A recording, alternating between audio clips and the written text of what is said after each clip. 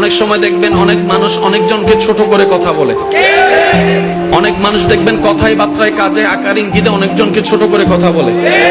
আমরা মনে করি উনি ওনাকে অপমান করছে। আমি শ্রদ্ধার সাথে একটা কথা বলি, মনে রাখবেন, সম্মান দেওয়ার জন্য তার কাছে আগে সম্মান থাকতে হয়। যার কাছে সম্মান নাই সে সম্মান দিতে জানবে না।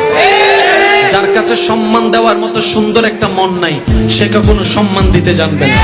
তো কাউকে যদি দেখেন আপনাকে অপমান করছে, আপনি বুঝে নিবেন তার কাছে দেওয়ার মতো সম্মান, বুঝার মতো সুন্দর মন, মাফ করার মতো বড় অন্তর, ব্যর্থতা তার, ব্যর্থতা আপনার নয়। তো কারো কাছ থেকে অপমানিত হলে মন ছোট করবেন না।